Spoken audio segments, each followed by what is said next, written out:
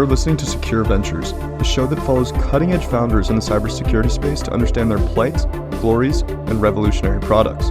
I'm your host, Kyle McNulty. I'm also a full-time investor at In-Q-Tel, a strategic investor for the U.S. intelligence and defense communities.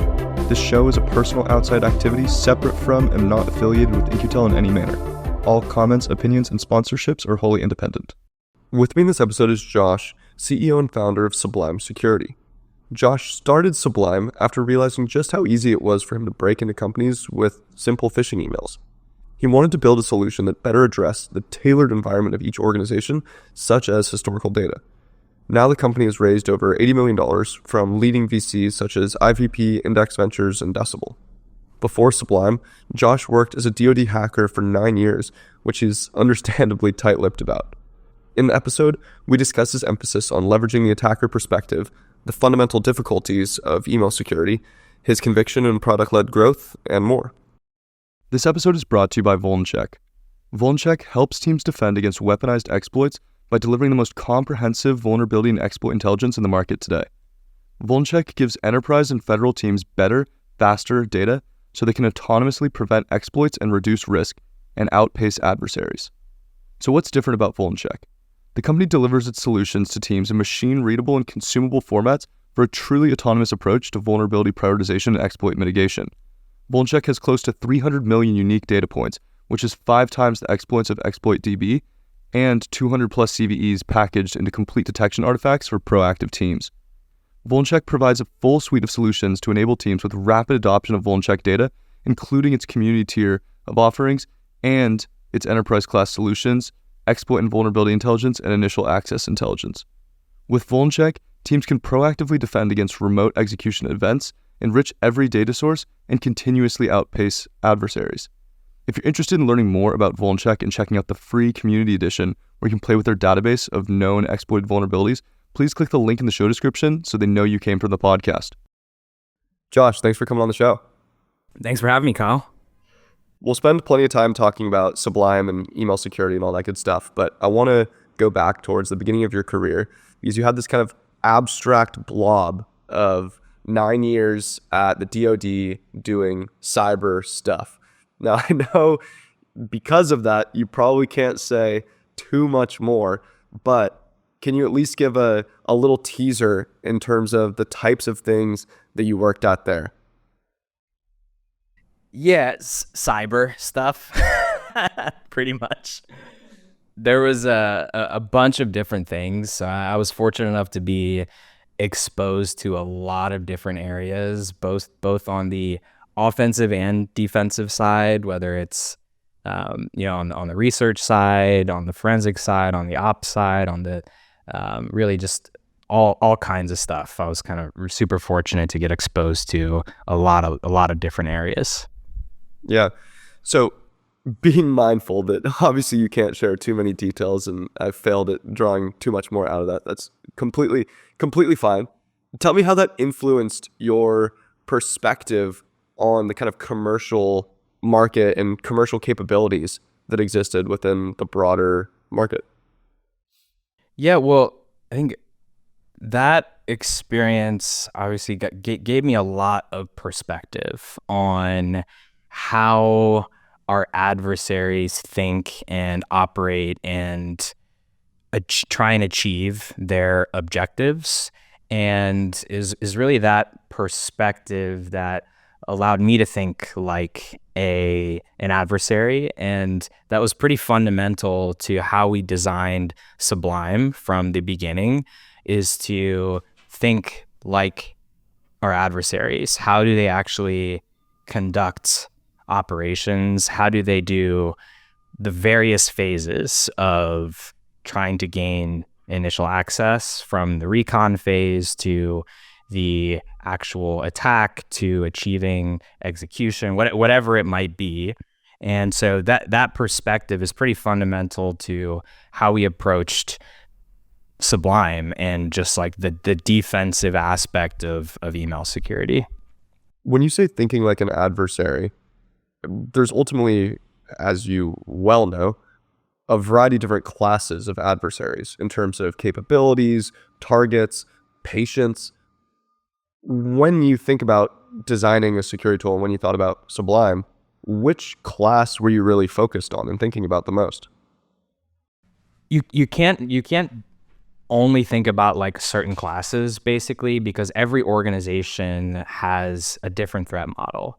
So from an organizational or company perspective, you have different adversaries that you're worried about. But as an email security company that is selling globally and to selling to the entire world in a very diverse makeup of companies, you really have to be able to defend against any type of adversary. Now, there are certainly, if you look at like the volume of attacks that make up just the majority of attacks that make it in through an organization or cause incidents and whatnot, the just volume wise, it's financially motivated actors that you're just seeing more of those types of attacks. I mean, they have great ROI incentives, and thinking about just like adversary incentives is one thing I spend a lot of. I could literally talk for hours about this because it's super fundamental. But you when you're designing a system, you do have to think about these different types of adversaries, because they try and achieve, they run their operations differently, right? So like financially motivated, like financial crime, or these like criminal organizations, a lot of these will just be like mass volume, and they're really just trying to like spray and pray. And so those from a detection standpoint typically have different signals, different types of behavior that you're looking for than like, let's say, a nation state. And so for us, we kind of have to think about both, because our customers are dealing with both types of adversaries, or all the different types basically. I think traditionally with cybersecurity tools, most of them are better at detecting and protecting against the kind of classic financial crime element, right? Because of what you just described, where it's typically more a spray and pray methodology as opposed to the kind of low and slow, very targeted attacks. Do you think that's a fair assessment of where email security was at 4 years ago when you guys started Sublime as well? As in more targeted towards defending against the financially Yeah, motivated exactly. actors. Um, I think that we have been trying as an industry to solve both ends of the spectrum. So companies like Proofpoint and just like companies that have been around for a while, they have focused on both, right? Both financially motivated and nation state actors. Yeah, fair enough. So, with all of your experience across both the offensive and defensive side of things, you decided you wanted to go out into the commercial world, start a company. Why email security in particular? Yeah, so I just became very familiar with the problem space. So beyond my so like on my, like, in addition to kind of my work in the private sector in the past several, or sorry, my work in the government sector, I did a bunch of work in the private sector also. And it was similar types of like offensive work, but more traditional, like gain initial access as a company that's brought in to assess security of an organization. And for me, I would gain access to these organizations within like the first day of an engagement, and 99% of the time it was an email based attack. And so obviously, like, that was just like the initial access vector, and then you will achieve like actual access on the endpoint, and then you pivot and whatnot. And so this was like super crazy to me that one guy, like a lone wolf, could gain access to like a Fortune 500's in like crown jewels basically in such a short amount of time.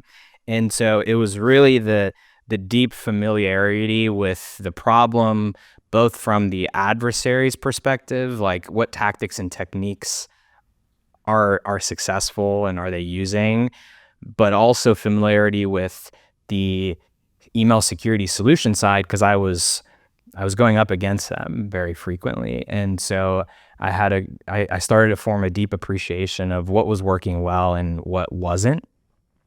And so it was really that combination of experience, and even just like winding back a little bit, it's like I'm a builder at heart. So, I went to school for CS, and I love just like building and building things to solve problems and whatnot. And so it was that combination of experience. I was like, okay, I'm going to build something that's going to stop me as an attacker. And that was the beginning of Sublime. So take me one layer deeper when you were doing the penetration tests for some of these different organizations, and you're sending out phishing emails that you want people to click on. What was the specific technique that you were using that was getting it past existing email filters at the time? It's funny because a lot of the same techniques still work today, and this is one of the big problems that I talk about a lot, is that. And so just to answer your question, at the time, it was very early days of link-based malware delivery, like HTML smuggling and things like that. Now it's super common, but it started to get more difficult to deliver malware via just attached documents, like attaching them on the email. And so, but if you could deliver it via a link in some way, then it was like Swiss cheese most of the time. And so the tactic at the time that worked really well was hosting malware on a high reputation domain, whether it's a free file host or a free subdomain host, upload it to GitHub, use your user content, and then link it from there or something like that. Nowadays, we're seeing this all the time. We actually we've written some recent blog posts on living off the land style, or living off trusted sites is colloquially also what it's called sometimes. And it's how attackers are abusing trusted infrastructure in various ways, whether it's to host malware on the links or whether it's to deliver attacks coming from those services. So one that we see all the time is DocuSign abuse. So it's actually abusing the DocuSign service to send attacks on your behalf. So it's coming from DocuSign.net. It's passing sender authentication, SPF, DMARC, and DKIM, and then it's delivering a callback phishing attack in the body, or a link to credential phishing or malware delivery or whatever it is.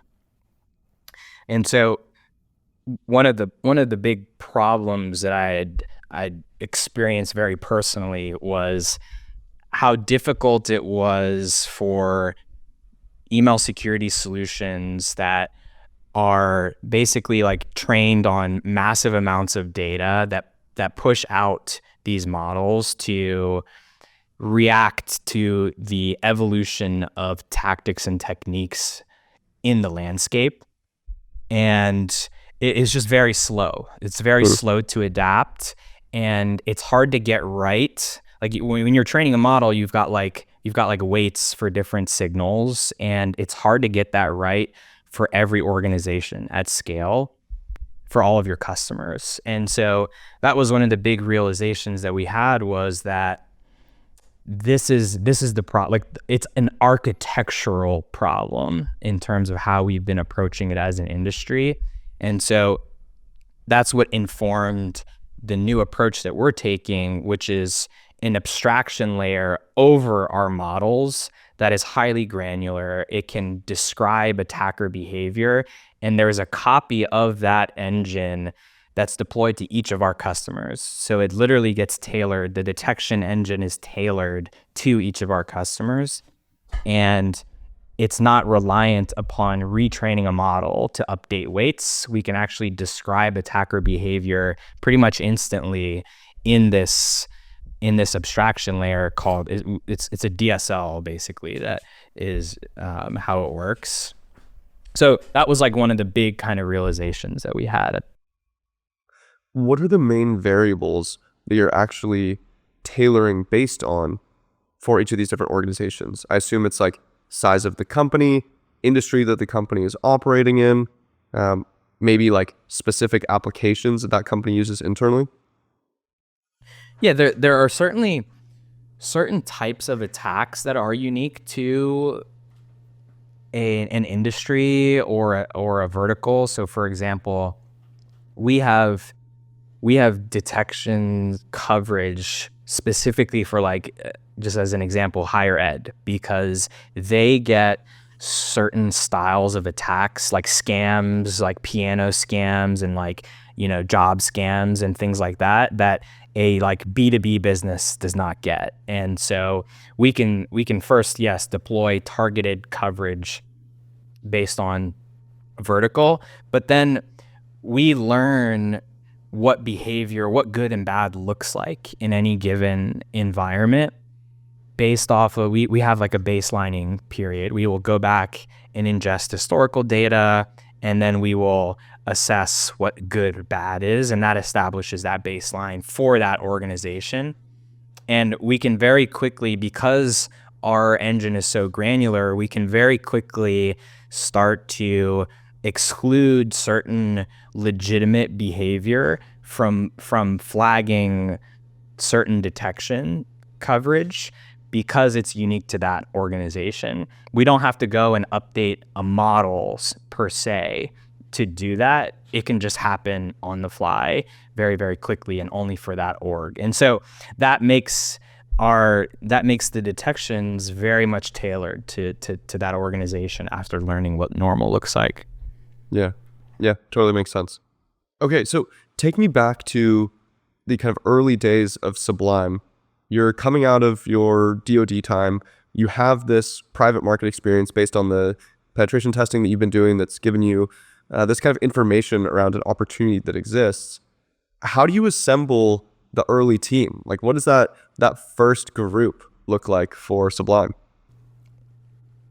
Yeah, so early days, so I spent about 18 months building myself and just kind of proving out the concept and building an MVP, getting some early traction, and then realizing that I knew nothing about building and growing a business, or let alone a startup. And so that's when I was lucky enough to be connected to Ian Teal, my co-founder and partner in crime. And so from then, it was just me and Ian for another good, like, I want to say 1 to 2 years, where we were just building, just me and him. We were building and proving out the MVP and just seeing, like, is this going to work?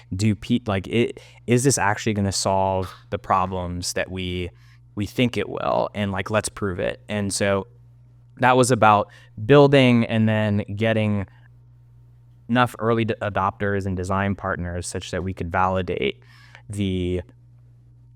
that. And we did. And it was at that point where, we had some early traction with some super well-known companies. Like Spotify was our first customer, our enterprise customer.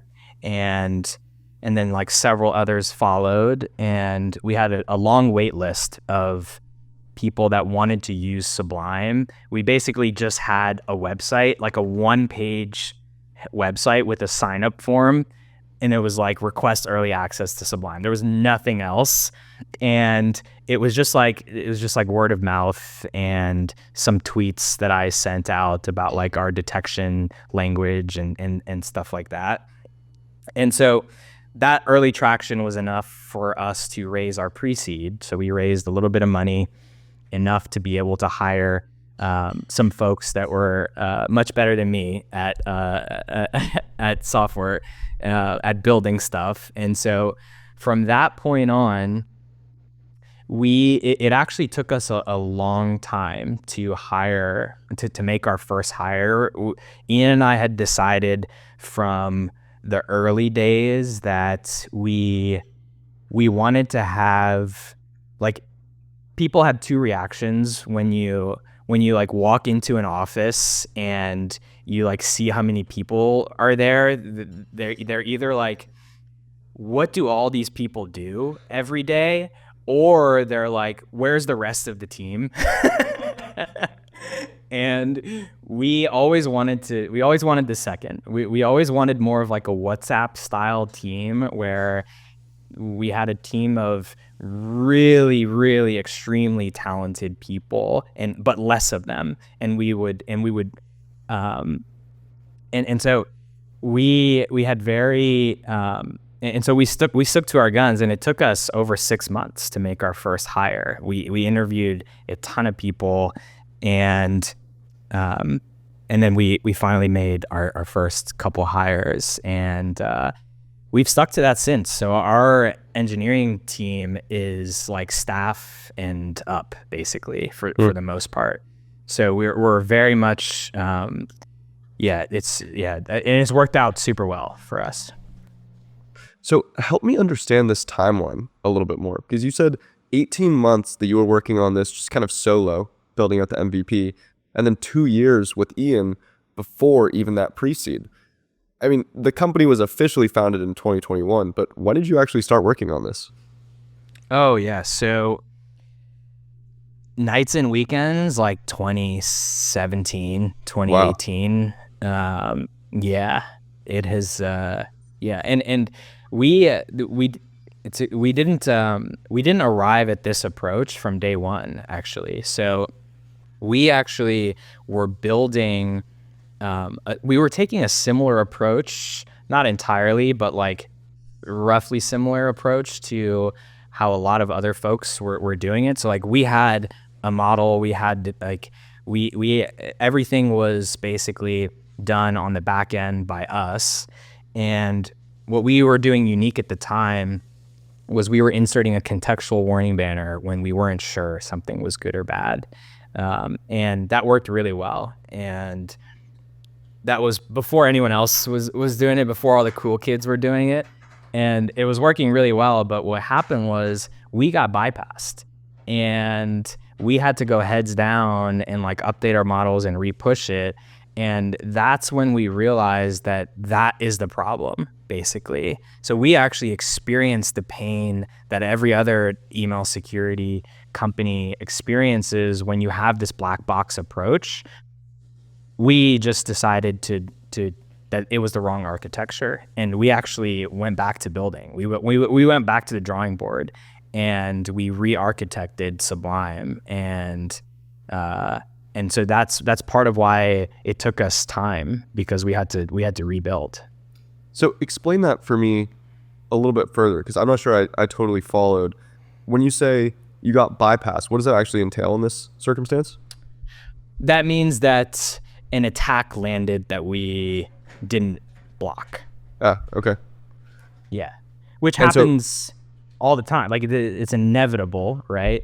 If you're an email security, if you're any sort of like detection, a real-time detection engine, you're always going to have some amount of false negatives or false positives. The question is, how quickly can you resolve those, and how quickly can you adapt to the evolution of techniques in the wild? And one of the things that we have been, the email landscape has always been adapting rapidly, because it's just like such a like high ROI business.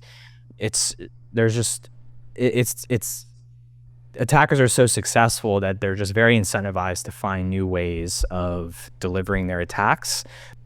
And so the landscape has always shifted rapidly. We've seen it adapt more and more rapidly in the past 1 to 2 years, ever since we've seen generative AI models take off, because now we have adversaries using these LLMs to actually generate more attacks and to generate more targeted attacks. And there's this great report by Google's threat intelligence group, I think a week or two ago, that they put out, where they were watching adversaries use Gemini to do this, and they were able to attribute them to specific threat actors. So it's a great report. They specifically identify Iranian APT, North Korean APT, financially motivated actors that were using Gemini to both do better recon, but also inform and generate the targeted attacks based off of that recon for their targets. And so I think we're still at the very beginning phases of this, where it's still very nascent, like adversary usage of these models to generate attacks, but we're seeing so much increased variation, we're seeing so much increased sophistication of these attacks. And so it's become more and more important to be able to adapt rapidly to these changes.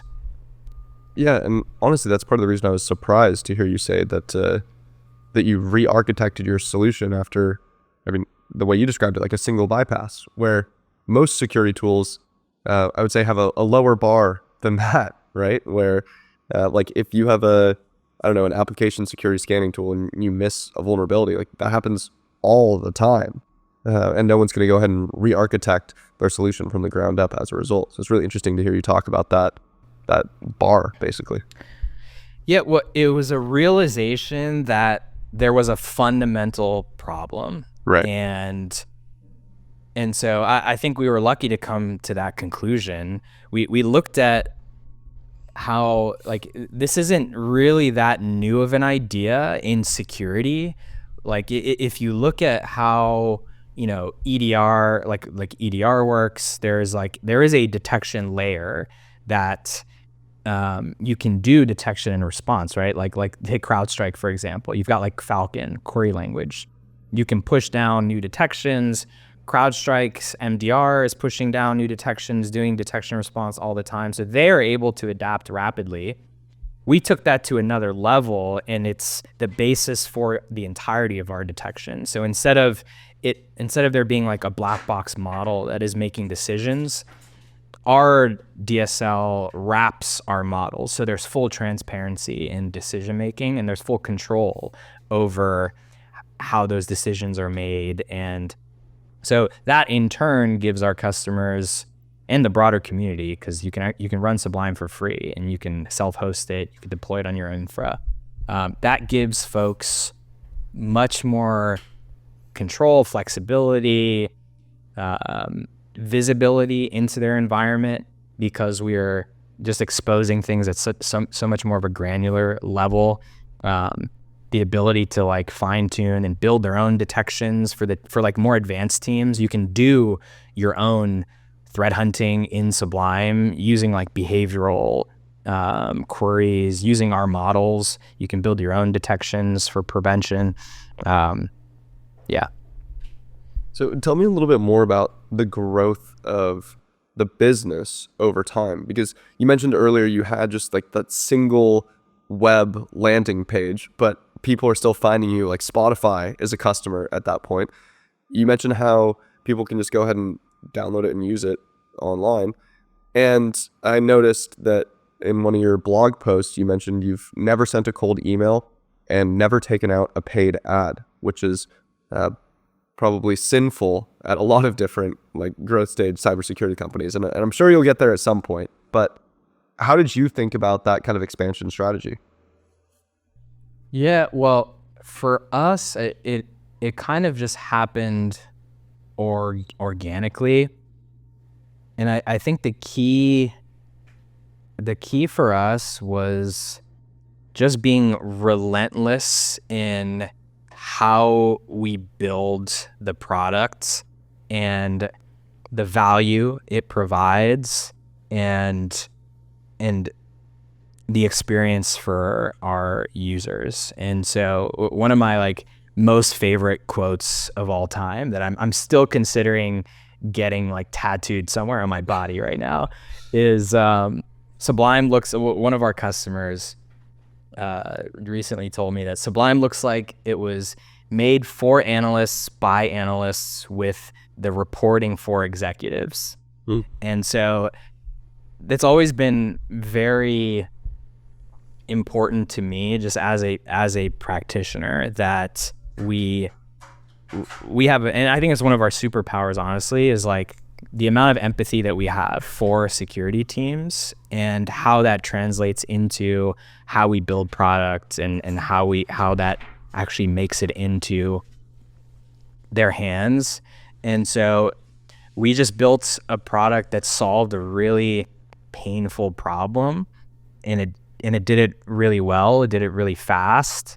And we didn't hide. I think one of the other reasons we were fortunate enough for this to happen was we didn't hide behind like any sort of marketing or snake oil or FUD or anything like that. We always showed our work from the very beginning. Until this day, you can literally go to analyzer.sublime.security. You can upload an EML and it'll give you analysis. We have an open source detection rules repo. You can literally self-serve into our platform and sign up for a cloud account, and it's free for up to 100 mailboxes. You can deploy Sublime via Docker on your laptop right now, and you don't have to talk to anyone. There's no sign up form that we have to you literally can go and do it right now, deploy it to your own AWS account.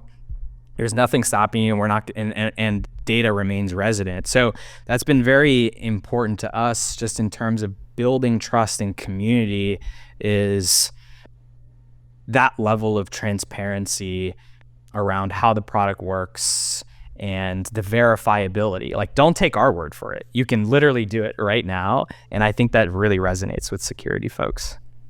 Well, how does that influence your kind of longer term growth strategy?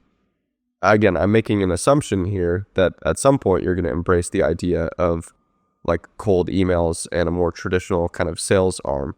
How do you think about like when it's the right time for that?